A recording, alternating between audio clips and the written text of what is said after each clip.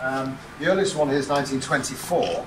This car actually started as a competition car. It was used for hill climbing, and then later it was retired to the road and had the mudguards, the headlamps and the weather equipment added later. But if you can imagine just the body, the engine, the wheels, suspension, etc., that's how the car would have looked in competition form. It's quite interesting because if I show you the under the hood, the bonnet as we call it,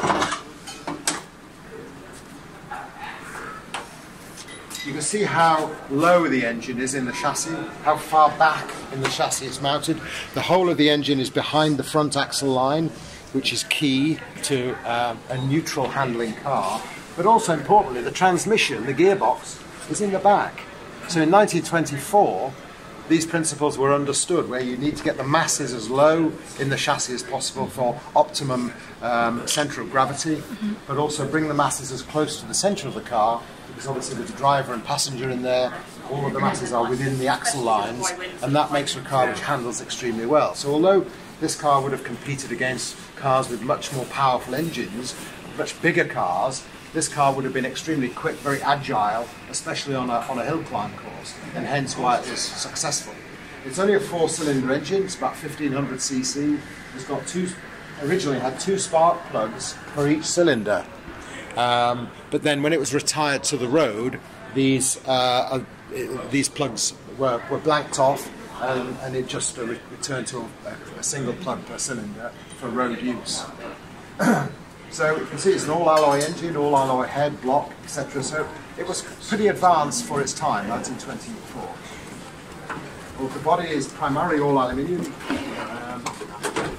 There are some elements of wood used in the chassis, but the whole car designed by Lionel Martin and Robert Bamford in period. You can see also the original logo here, which is a very simple AM entwined in a brass disc here, and that was later followed by the wings badges, which you will see on the next car.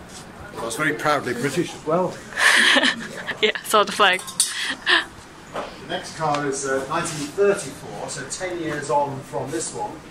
This is an Aston Martin Le Mans model, so named after the 24-hour race, and it's very much the road version of the race cars that we were campaigning at the time. There's a red one here. This is, if you like, a road version of that race car.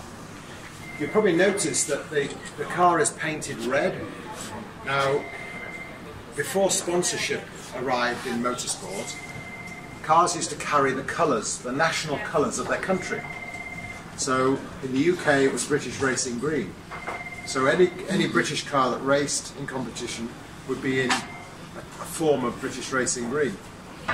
So I include Aston Martin, Bentley, Jaguar, MG, Lotus, all would have been in green before sponsorship started to come into play. French cars were all blue, Belgian cars were yellow, German cars were silver, hence silver arrows.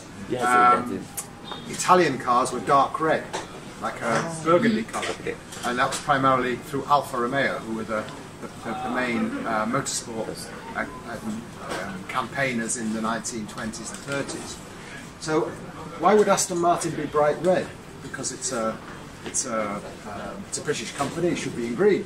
Well, the reason was because the company at this time was owned the problems associated with the First World War, the post-war depression, etc. The company was purchased by one of its customers, a man called Augustus Bertelli, who was Italian. And he figured that because he owned the company, he was Italian, he was going to race in red. Well, the Italian colour was dark red. Yeah. He chose bright red. Now, this is years before a certain company in Italy chose that colour.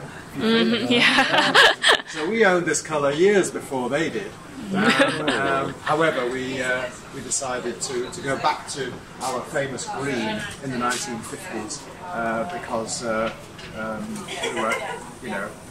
ownership of the company changed again. But it's an interesting little aside that we should race in this colour at this time.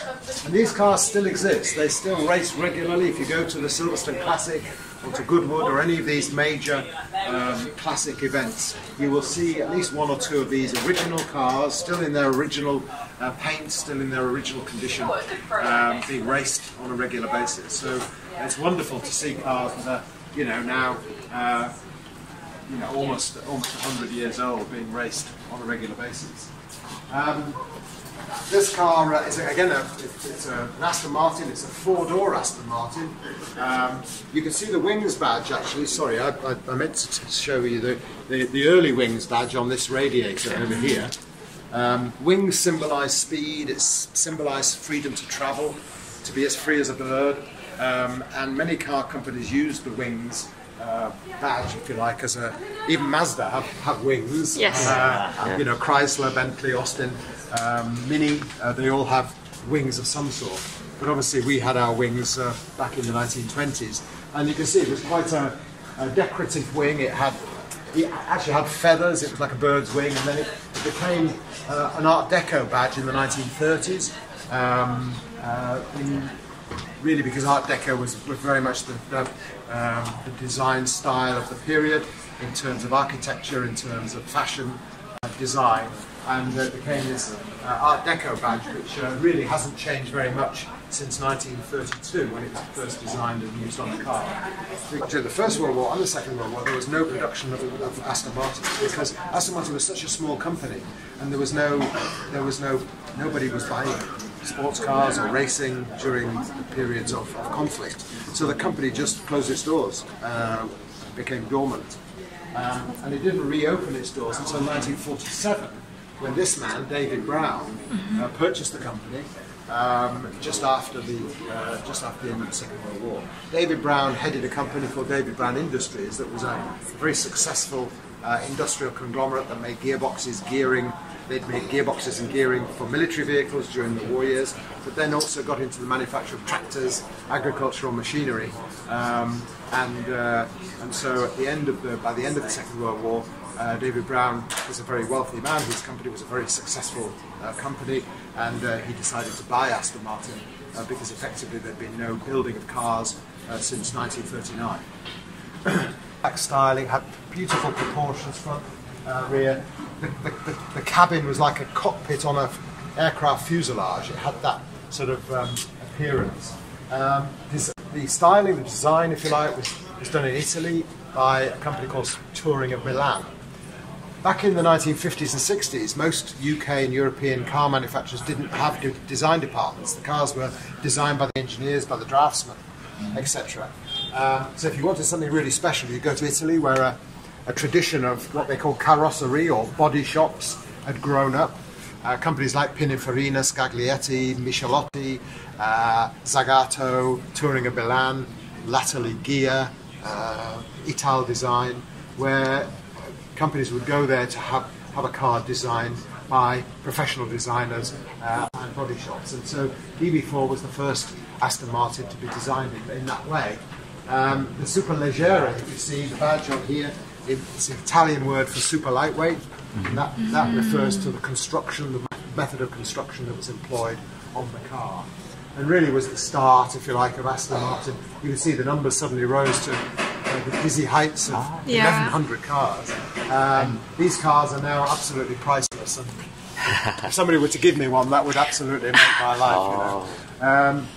Aston Martin was continued to compete in motorsport, and as I said earlier, they eventually won the Le Mans 24-hour race outright with the BBR1, and of course the World Sports Car Championship that same year.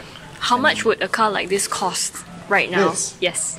Probably in the region of £750,000. But if it was a convertible, it would probably be £1.1 million. You know, in this sort of condition.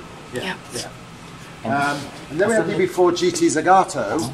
I mentioned that earlier because we're going to start to build, if you like, a continuation of this particular car. This was the same car, DB4, but the GT model, which was a competition version of this car, but with a more aerodynamic, lighter weight body, which was designed purely for competition, although a number of them were just purely used for road use.